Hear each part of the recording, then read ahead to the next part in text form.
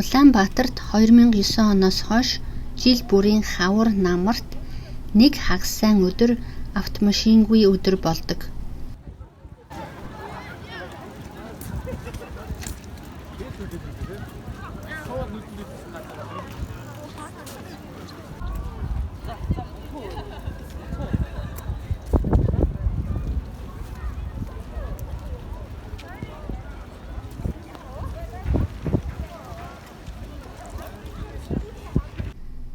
Автомашингүй өдрийн зорилго нь Улаанбаатарын иргэдийг нэг ч гэсэн өдөр цэвэр агаараар амьсгалж, явган алхаж, эрүүл мэндэд анхаарахыг уриалж байгаа юм.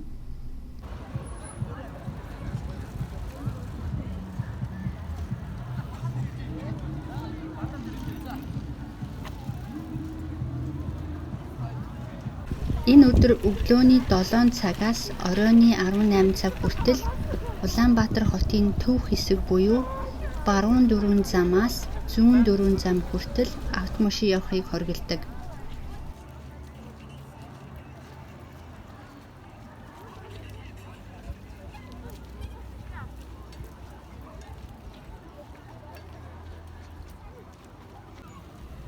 Улаанбаатарчууд энэ өдөрт их дуртай.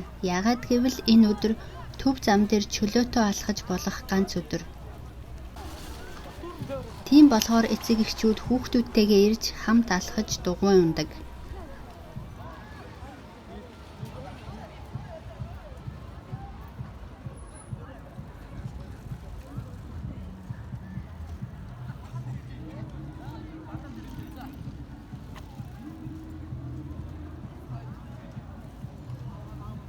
Бас энэ өдөр Улаанбаатар марафон олон улсын гүйлтийн тэмцээн, урлагийн тоглолт, спортын арга хэмжээ гэх мэт олон үйл ажиллагаа зохион байгуулагддаг.